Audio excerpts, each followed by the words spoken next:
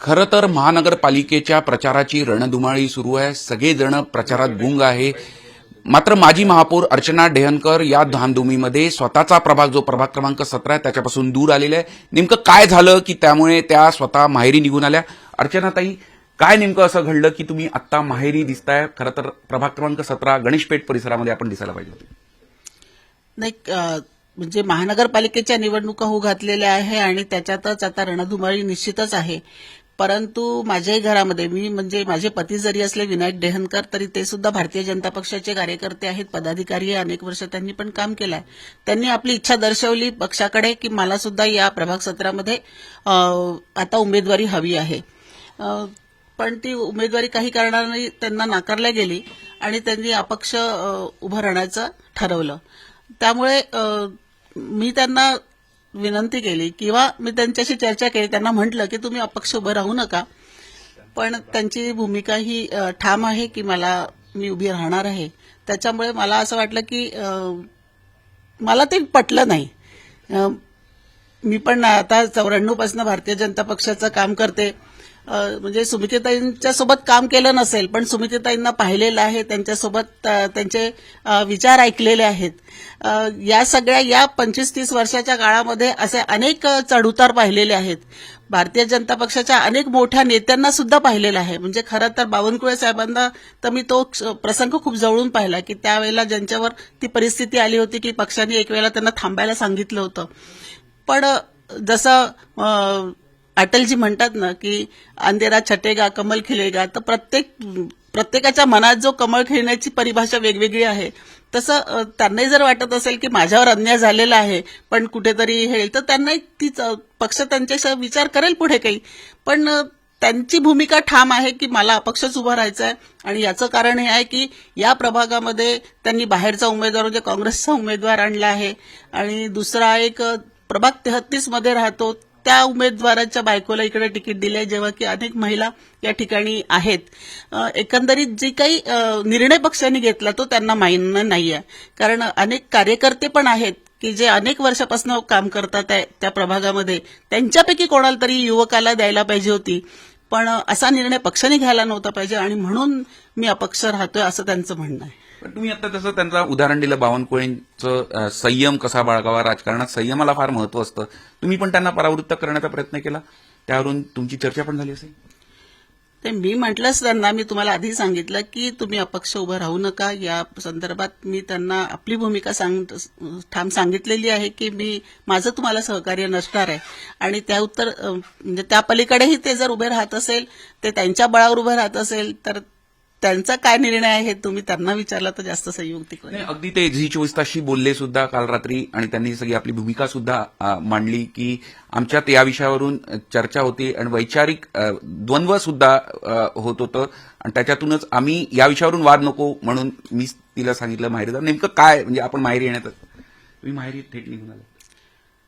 नाही, मी तेच तुम्हाला आधी सांगते की त्यांनी अपक्ष उभं राहण्याचा निर्णय घेतला आणि फॉर्म भरला.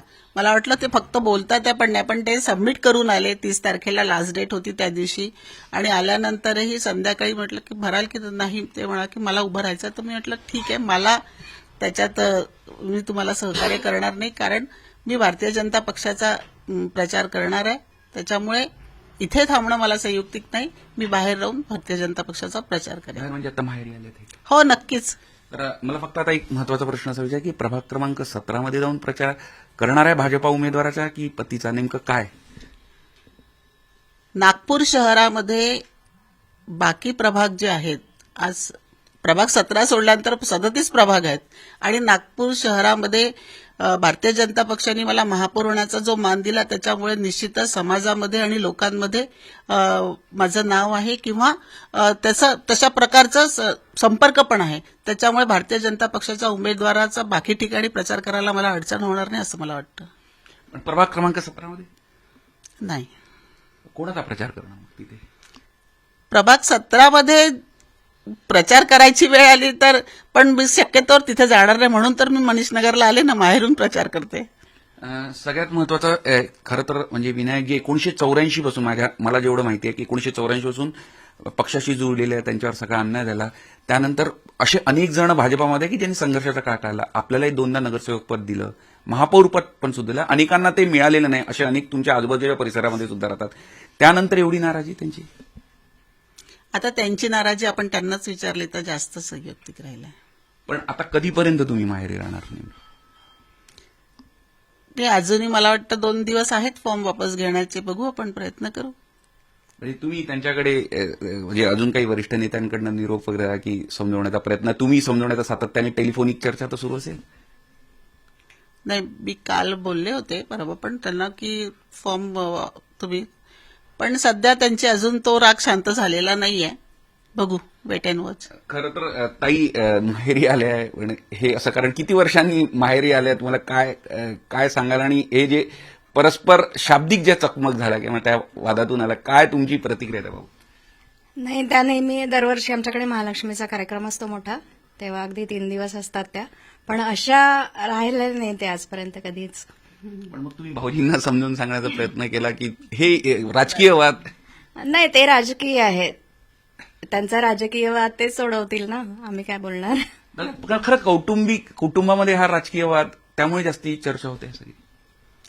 नाही बा, कुटुंबामधला राजकीय वाद म्हणजे त्यांच्या सध्याच्या स्थितीमध्ये त्यांचे जे विचार आहे किंवा सध्याच्या स्थितीमध्ये मला जे वाटतं आहे त्याच्यामध्ये मतभेद आहे, म्हणून मी थोडी स्पेस दिलेली आहे.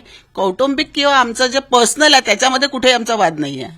तर आपण बघू शकतो खरं तर राजकारणामध्ये 2 बंधूंमध्ये किंवा पिता पुत्रामध्ये वाद बघितलेला आहे. पण एकाच कुटुंबात वैचारिक द्वंद्व असल्यामुळे पतीने बंडखोरी केल्यामुळे पत्नी माहेरी गेल्याचं, नाराज होऊन माहेरी गेल्याचं फारसं आढळून येत नाही. पण नागपुरात माजी महापौर स्वतः घरी पतींनी बंडखोरी केल्यामुळे वैचारिक किंवा इतर द्वंद्व नको, शाब्दिक द्वंद्व नको, या दृष्टीने ते माहेरी आलेले आहे. आणि त्यांनी आपल्या भावना सुद्धा व्यक्त केल्या आहे की मी आपल्या पक्षासोबत एकनिष्ठ आहे, पक्षाचा प्रचार करील.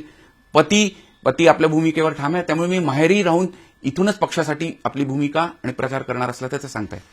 झी मीडियासाठी व्हिडिओ जर्नलिस्ट रत्नश्री सातपुतेसह अमर काणे, नागपूर.